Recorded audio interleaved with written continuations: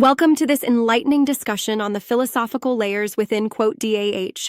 Let's jump right in, shall we? Absolutely. There's so much to unpack here. What really stands out to you at the start? Right. The very beginning. The preface and introduction sets the tone quite powerfully. The author makes it clear that this book is a blend of thoughts from previous works and expresses a deep commitment to sharing wisdom that's both collected and refined over time. It's like you're immediately drawn into a universe where each quote is meant to uplift the reader's reality, right? Exactly. The idea Yep. that a wise choice is surrounded by wisdom recurs like a mantra across the chapters really ties everything together.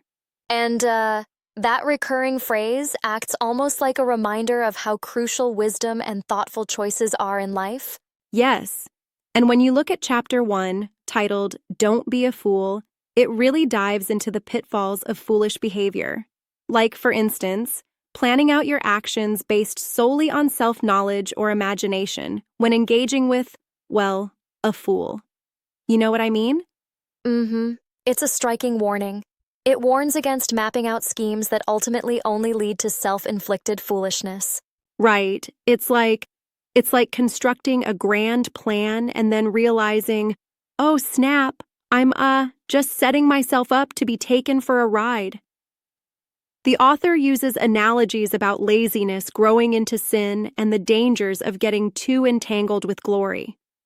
Yeah, that part about laziness transitioning into a deeper moral failing is really compelling. It feels almost like a moral compass tethered to one's everyday decisions. Definitely. And there's also an interesting point about how fools tend to overvalue immediate glory, even if it leads to a kind of entombment for greater potential. It's a reminder that actions based on fleeting allure can, in the long run, lead to regret. True, but don't you think some might argue that sometimes taking a risk, even if it appears foolish, can lead to learning something new? I see your point, but here the notion is very deliberate. Aligning oneself with the wise, rather than mimicking the fool's impulsiveness, is the key. It's basically saying that a plan without wisdom is like a ship without a captain. Fair enough. And that also ties into the idea that wisdom isn't just knowledge. It's about applying that knowledge in a way that benefits your life. Exactly, which segues us very naturally into Chapter 2, Wisdom. In that section, the author speaks about how wisdom is a form of trade, a transformation of opportunities into valuable experience. Right. It's almost like every opportunity is a seed that, with proper nurturing, blossoms into genuine understanding. Yep, it's like seeing each challenging moment as an investment. The text makes it clear that knowing how to extract the intended value from a moment is what distinguishes the wise from the foolish. And there's that caution in the wisdom chapter too, especially about sharing too much knowledge in a debate with a fool. It underlines the importance of discretion. Correct. And it's interesting because it reminds us, in a respectful way, that sometimes less is more, especially when your insights could be misused by someone who doesn't appreciate them. I totally agree. There's also a nice layer there about the evolution of mankind, how wisdom is both inherited and cultivated over time. Absolutely. The narrative beautifully connects the dots between knowledge, experience, and our personal progression in life. It's a call to work smarter, not just harder. And then in Chapter 3, Wise Lesson Advice, the discussion shifts towards practical, day-to-day applications. It's like the author is saying, look, theory is great, but here's how you make it work in your life. Exactly. This chapter is almost like a workshop on how to live thoughtfully. It covers a broad range of advice, from steering clear of excessive complaining to managing the pitfalls of copying others without understanding the core principles. And I love the analogy about, comparing hard work to running a good business. It paints a picture of personal responsibility and self-management. Right. It's like the author is insisting on accountability. If you've put nothing in, expect nothing out. These verses serve as wake-up calls that demanding results from life truly requires effort and self-respect. There's also a recurring emphasis on the importance of aligning one's actions with reality.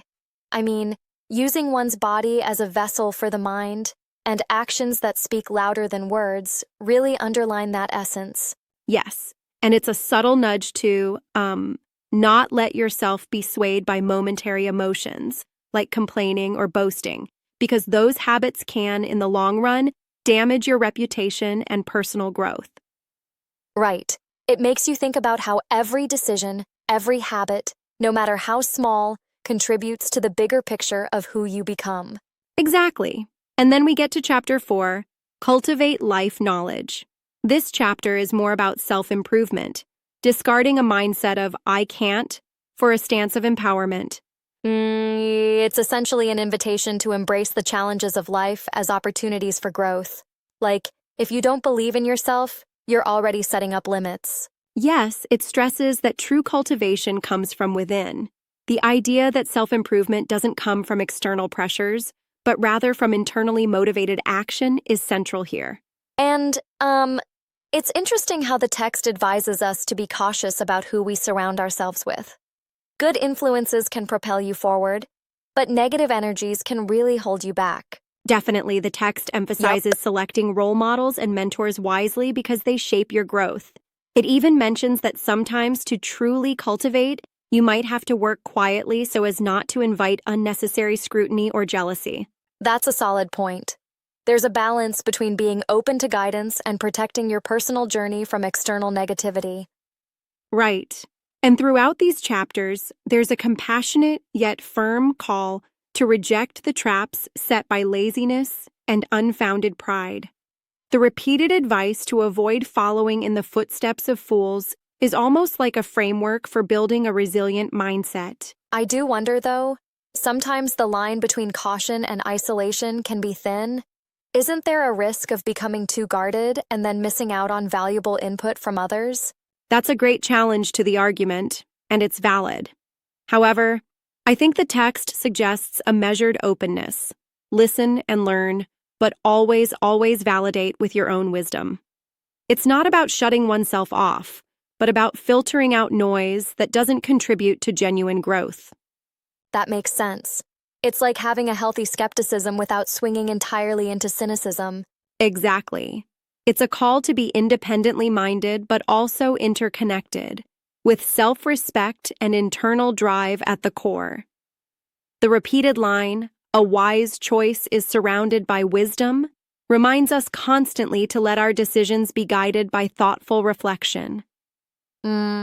And it's impressive how the text weaves together broad, almost cosmic concepts with very down-to-earth, actionable advice. Right. The author beautifully balances grand ideas with everyday practicality.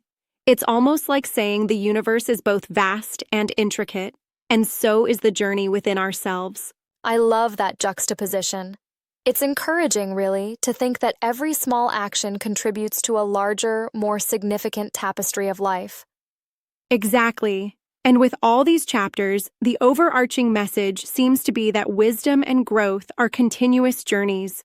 You must actively avoid foolish traps, seek wisdom through experience and careful thought, and consistently cultivate life knowledge. And in doing so, you not only enrich your life, but also create a positive ripple effect for those around you. Absolutely. It's a reminder that our own progress and enlightenment can empower others too.